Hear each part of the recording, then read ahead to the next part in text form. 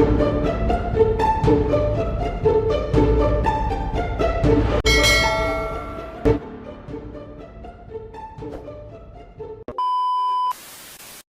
y'all, this is Stretcher Slay coming at y'all with another video. And before we get started, don't forget to like, comment, subscribe.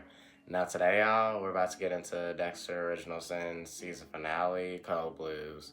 And y'all, I'm so sad that this episode has come because that means that the season's over. And I was enjoying this show so much. Like, it's such a great prequel, phenomenal storytelling, great casting, and overall just genuine team from everyone involved. So everyone that was involved with Dexter Original Sin, keep going in your future endeavors, and I wish you well because you all did a phenomenal job with the show. So let's get into it, y'all.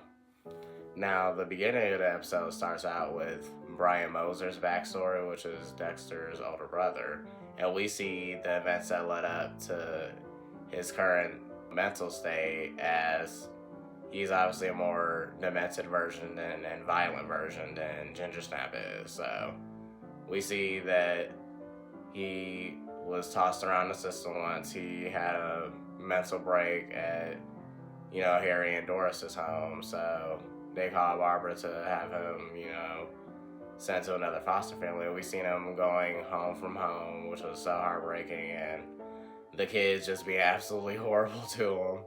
It was just so bad, y'all.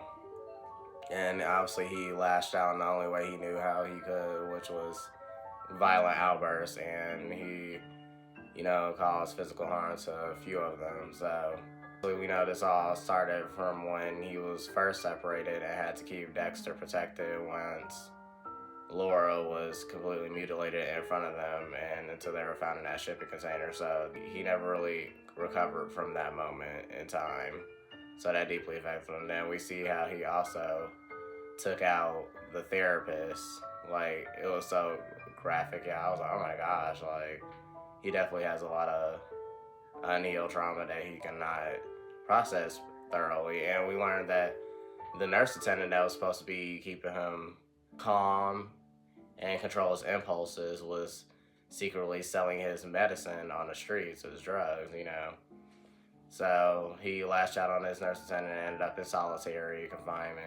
And now we see how Brian turned out the way he was because he was never truly cared for. And he also has antisocial disorder, and he can't really get that genuine connection with people like Harry raised Dexter to. So we also see Ginger Snap and current events as he's continuing his chase with Aaron, playing this elaborate game of cat and mouse, and he finally follows Aaron onto this abandoned boat. Now, I knew it was some kind of boat or ship that he was holding Jimmy and Nikki in.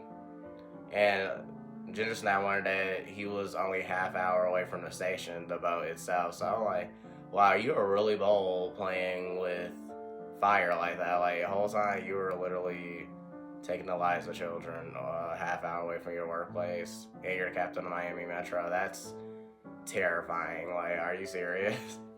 Like, I was like, oh, he's really bold. So I was like, yeah, hurry up and go get him, Dexter.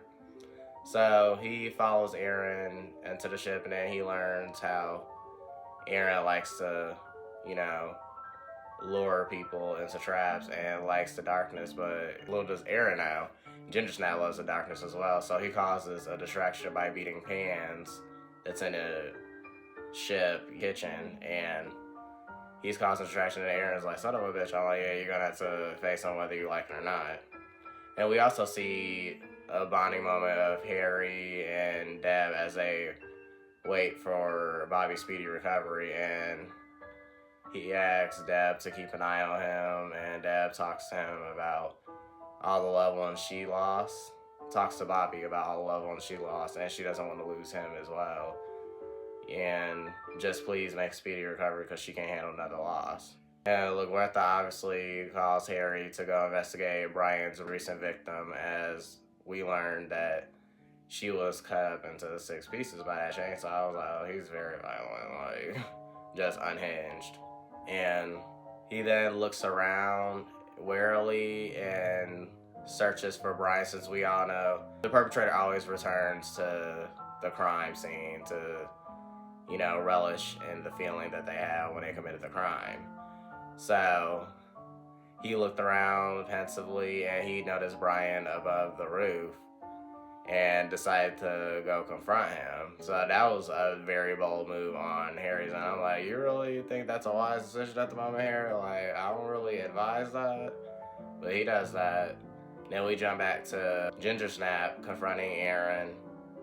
And he notices this like flashlight against the wall, and we see obviously Aaron's trying to blind him with some flashbangs and a flare gun, and obviously it backfires. And they have an intense back and forth and a scuffle. And in the midst of all this, we see Nikki like crying out for help, and obviously he's weakened due to malnourishment and stale ass Sunny Smiles that he's been force feeding him and drugging him with those sleeping pills in that water. So I'm like, this is insane. Like, I was so scared for Ginger Snap. I was like, and he already donated 2 pints of blood, so even though he's like weakened from that, he's still putting up a good fight. So he gets the upper hand a little bit on Aaron and like body slams him, but his weapon flies down the stairs where Nikki is being held, and it's like at the bottom of the ship, like this like room in the bottom of the ship, and he's like chained to the ground. I'm like, oh my gosh, this evil bastard.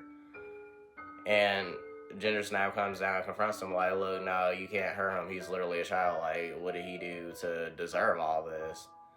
And he was like, is he? Because I guess he learned that Becca had an affair with, obviously he knew Becca had an affair, but I guess he took a DNA test and learned Nikki wasn't his. So I guess that's his motive for driving all this. But I'm like, that isn't so good, right? He still looks at you like his father, so you should disregard that and take care of him like you've been doing. Like, just mental and evil. Like, I was like, okay, hurry up and finish him. And just now tries to plead with him and like, no, like, think about this. You really need to. And he literally like is trying to drown him alive. Like, I'm like, this sick bastard. Like, and broke the valve handle to like force Dexter into a dilemma whether to choose to take Aaron out or choose to save Nikki. And obviously Ginger Snap chooses the latter and jumps in and dives in to save Nikki. And good thing he gets him out the mouth while as he resuscitates him and brings him back to the ship floor. And I was scared because I thought Nikki drowned, and that was the end of that. But like, luckily Ginger Snap saved his life, so he took him up to the deck and covered him with a warm blanket and shot off some flare guns and began his hunt for Aaron again. So that was such an intense scene. I'm just glad Nikki is alive and well, and the actor who portrays Nikki, he did a great job like exuding that fear and that survival instinct throughout this season, because that was saying I already predicted that Nikki was potentially going to be the abductor's like victim, and I'm glad he was a survivor nonetheless. So that was great writing and storytelling on that end, and did a great job. I was so happy with that. So glad he's alive and well. We then jump to Brian coming back to the scene of the crime. He's about to leave, and because obviously he's looking for Dexter, since he knows Dexter is on the forensics team at the moment and investigating all these crimes. In his sick mind, he's bonding with Dexter by committing these murders, and that's like one step closer of them being together in his eyes. So he goes to leave and tries to get a closer look at him and try to find where Dexter is, since he can't really control his urges. And as he opens the roof door, Harry's already there waiting for a gun. I was like, I know that's right, Harry. So Harry confronts him like, no, you're not going nowhere near here. I'm like, what are you doing here and why are you doing all this? And then we learn a whole lot of information, y'all. Like, so obviously all the victims, like we already knew the parking lot victim, Raul Hill, that was his nurse attendant that was selling his medication that he needed to keep him sane. That was his first victim. And his second one was his foster brother, his first foster brother that locked him in a closet when he was younger and triggered his memory when he was locked in that shipment container by the cartels. So he took them out, and he took out Barbara because she kept tossing him around the system and burying him so deep in it that he lost the idea of who he was. So he's looking at like the only true family member that he has left and breathing in his world is Dexter himself. So Harry says, you know, you're not mentally stable enough to handle being in Dexter's life, and that's why I separated you two. And he was like, no, because you let her mom slept with her and literally forced her to be a snitch for the cartels, and she literally got mutilated in front of us, and now you want to play hero? I'm like, he did kind of clock Harry T with that a little bit, but then I'm looking like, you did lash out on Harry and you almost took a baby Deborah's life, so it's a two-way street, bro.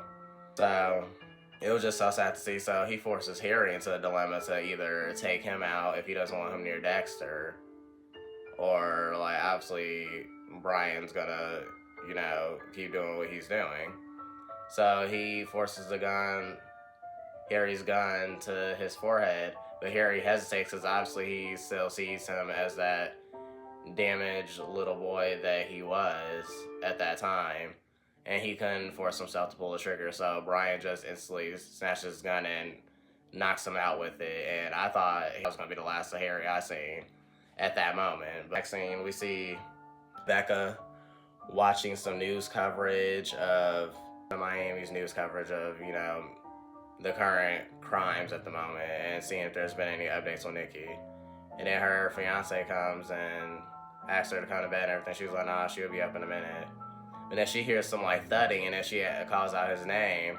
And then y'all, we see him just tossed down the stairs. And then we see Erin like just consumed with rage and yelling after her like he's about to kill her. And then she screams and like runs and locks herself in the bathroom, which was wise, because I'm like, yeah, girl, you was definitely gonna be a goner. And he's begging on her door like, you liar, I can't believe you lied to me and everything. You really have me thinking that Nikki was my son and everything. I'm like, this is so crazy. Like, it's so heartbreaking to watch. And she was like, what'd you do to Nikki? And he was like, the same thing I'm about to do to you. And luckily, Ginger Snap came in at the nick of time and gave him the Ederfiend. And I loved Michael's voice during the inner monologue saying, too bad you think he would run. That would be the logical thing, but being consumed with hate, you make irrational decisions. So obviously he wasn't being so logical at the moment. So as he's knocked out with Ederfiend, he's self-dragging him. Then Ginger Snap briefly stops and sees the news coverage of Brian's recent victim and just makes a mental note like, okay, I'll look into that later. So I was like, I love a multitasking king. That was very fun. That was a nice touch to this episode. Then we see Harry waking up, handcuffed to the roof pole, and Brian left the key in his ankle, so he took the key out of his ankle sock and unlocked the handcuffs, and then he's seen on the roof written, I'm assuming in his blood from his head wound, you're right. So obviously he took Harry's words to heart, and obviously we know he's not going to hurt Harry since he knows Harry is very important to Dexter. So he wouldn't dare try to ruin Dexter's happiness, because technically in his twisted way of thinking, he does want the best for Dexter. But he still wants to be in Dexter's life, and that's what he's proving to Harry. So we then see Ginger Snap taking Kamala's bow out on the pier, and he has Erin latched up to the back of the boat, and he goes and wakes up Erin with the smelling salts, and Erin is like, oh, it's you again. And he was like, yep. So how do you feel now that you ruined everything in your life? Like, you're not a captain anymore, you are a father, a husband, and you're not even human anymore. I was like, oh, he read him for filth for that. I love that writing. Oh, that dialogue was so perfect. And he still, in his misconstrued mind, thinks that he's the hero of the story. I'm like, sir, you're not a hero, you're a whole demon that's about to be taken out. So he tells Dexter, okay, just stop talking and get it over with. At the moment, I was like, well, wait, I guess not prolong the inevitable.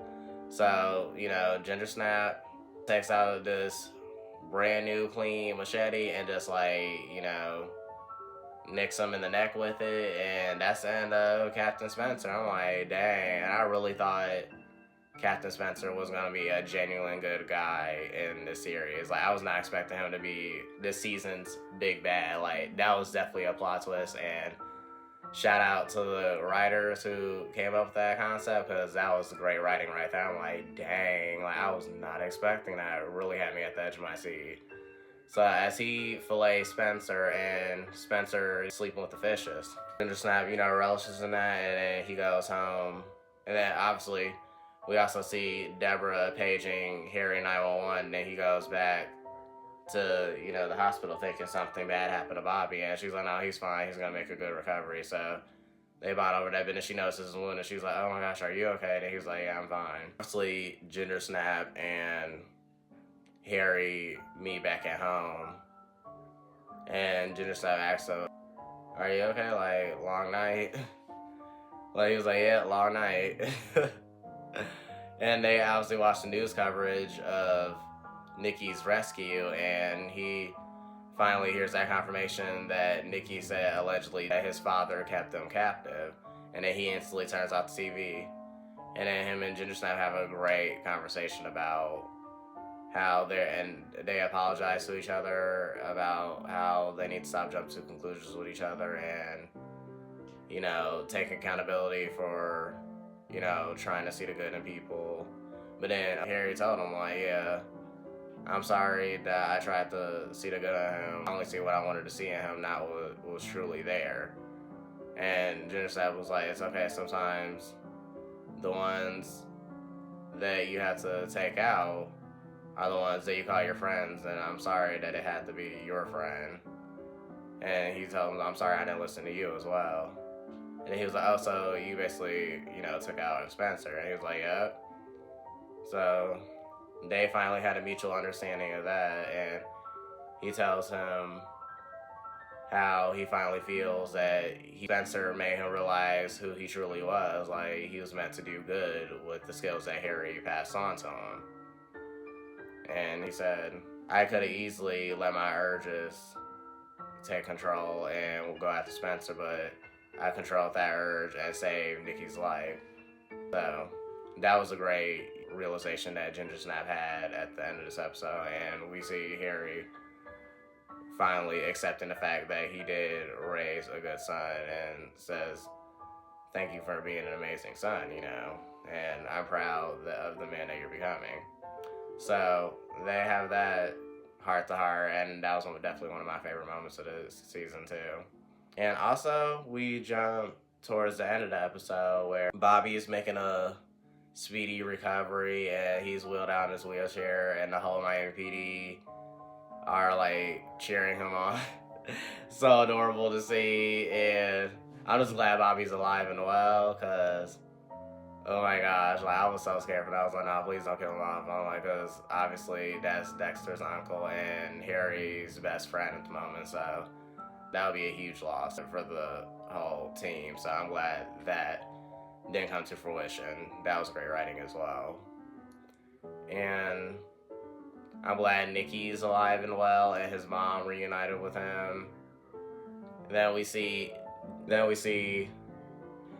jump to the next day after Bobby's recovered, and Harry's still in disgust on how Spencer turned out the way he did and did that to his own son. And Batista tell him sometimes people make bad decisions when they're clouded by anger, and you can't really see it coming. And he was saying, and Spencer was definitely a great liar, so we definitely didn't see that one coming. And Harry was like, I guess we just gotta accept this will serve. So at least Harry can rest knowing that Spencer won't hurt anyone else. And we see Ginger Snap in the office with Masuka and Tanya, and he realizes that he's getting a promotion basically to full time, and he definitely accepts the position eagerly.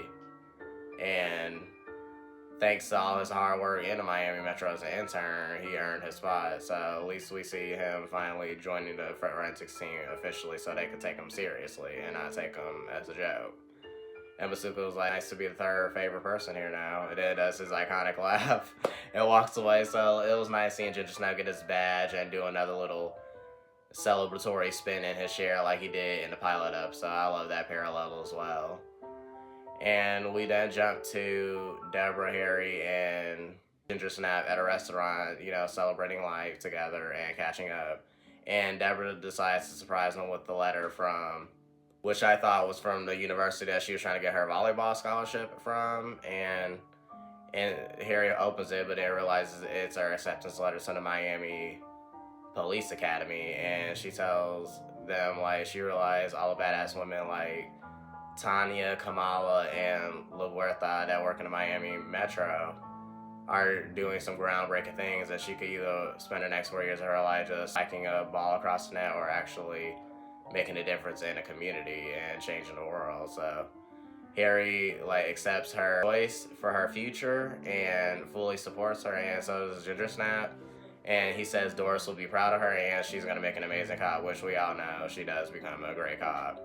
And then she says a little inside joke oh, yeah, now you guys could include me in all those secret conversations. Then Harry and Ginger Snap have a, cautious look oh, yeah, we definitely got to be extra careful around her. As she gets up to go dance real quick, Harry tells Ginger Snap that he's proud of who he's become, and Ginger Snap tells him, well, it's thanks to the code you gave me. Harry finally passes the torch and tells him, well, it's your code now. And then we hear Michael's inner monologue when he says that the most important thing he learned that some people aren't just meant to be taken out, but some people are meant to live.